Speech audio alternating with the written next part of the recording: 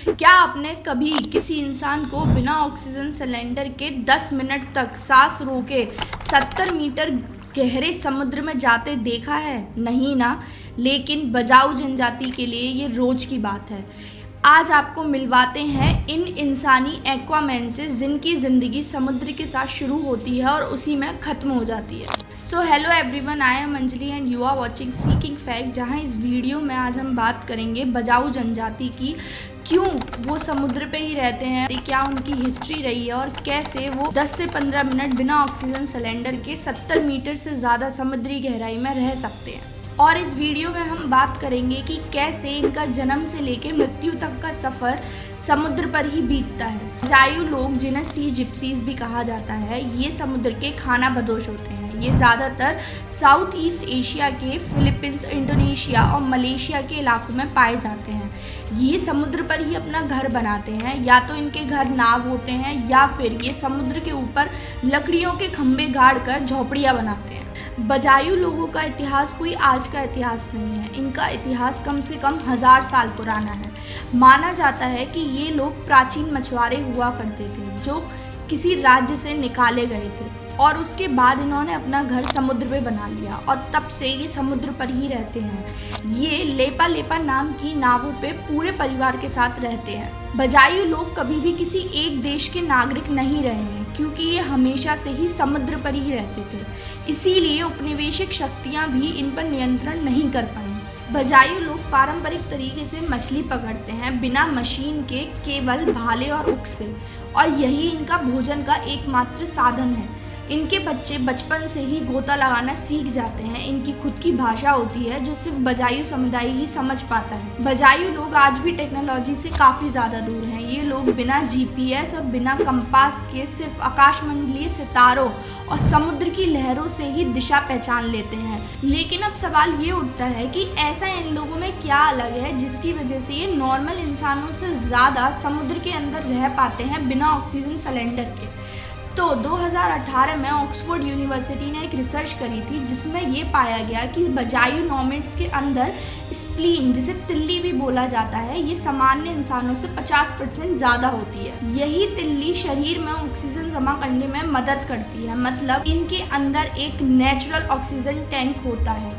कुछ बजायू लोग बिना किसी उपकरण के 10 मिनट तक सांस रोक सकते हैं। ये लोग 70 मीटर गहराई तक गोते लगा सकते हैं, जो कि एक स्कूबा डाइवर की लिमिट से भी ज़्यादा है। इतनी सारी खासियतों के बावजूद भी बजायू लोगों को काफ़ी सारी समस्याओं से जूझना पड़ रहा है।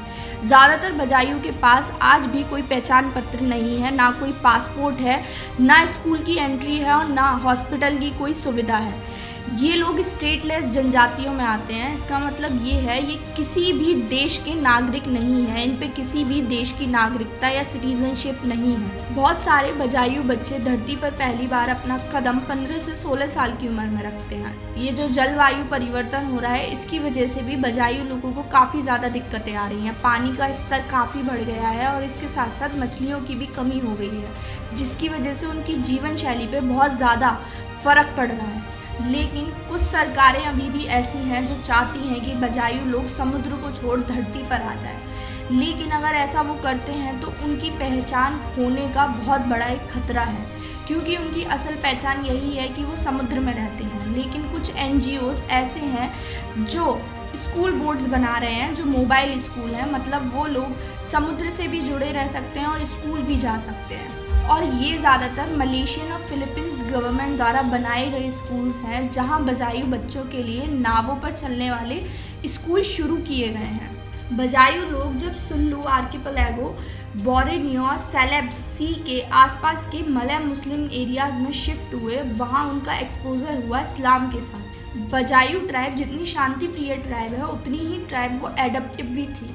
जहाँ जाते थे वहाँ का डोमिनेट कल्चर को रिस्पेक्ट करते थे। जब ये मलय मुस्लिम के इन्फ्लुएंस में आए, तब इनकी इंटरमैरिज हुई लोकल मुस्लिम कम्युनिटीज़ के साथ और उन्होंने ग्रेजुअली इस्लाम को अपनाया, लेकिन साथ ही अपनी इंडिजीनियस ट्रेडिशन भी कुछ हद तक मेंटेन किए। इस्लाम उनके लिए एक कल्चरल सर्वाइवल टूल भी बन गया, जिससे अपनाकर वो लोकल रियासतों और सल्तनत में एक्सेप्ट होने लग गए।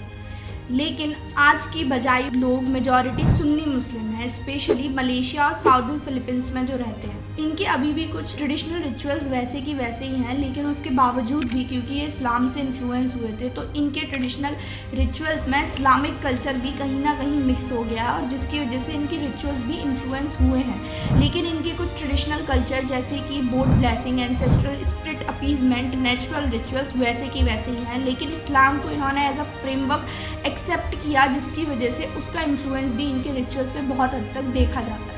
बजायू लोगों का कल्चर उनकी ही तरह यूनिक है। बजायू म्यूज़िक और डांस जिसे ईगल ईगल बोला जाता है वो बहुत ज़्यादा फेमस है, जो अंडर वाटर मूवमेंट से काफ़ी ज़्यादा इंस्पायर्ड है। बजायू लोग पानी के देवता को मानते हैं और उनके रिचुअल्स भी ऐसे होते हैं जहाँ समुद्र को शांत किया जाता है।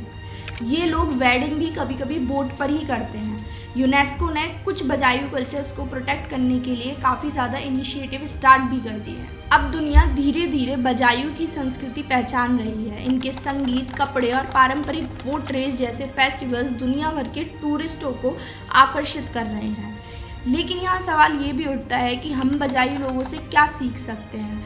हम सीख सकते हैं कि कैसे हम प्रकृति के साथ तालमेल में रह सकते हैं, कैसे हम सादगी में अपना जीवन बिता सकते हैं। आज बजायू लोगों का भविष्य अधर में है। क्या ये लोग अपने पारंपरिक जीवन को बचा पाएंगे या आधुनिकता के नाम पर सब कुछ खो देंगे। पर एक बात साफ है कि इनकी कहानियाँ इंसानी सहनशीलता और अनुकूलता की मिसाल है। बजायू लोग सिर्फ एक जनजाति नहीं है, ये इंसान और प्रकृति की सबसे खूबसूरत कहानी है। अगर आपको ये कहानी प्रेरणादायक लगी हो तो इस वीडियो को लाइक करें, शेयर और सब्सक्राइब करना ना भूलें। अगली बार जब आप समुद्र देखें तो बजायू को ज़रूर याद करें। So if you find this video interesting then please do like, share and subscribe to our channel Seeking Facts.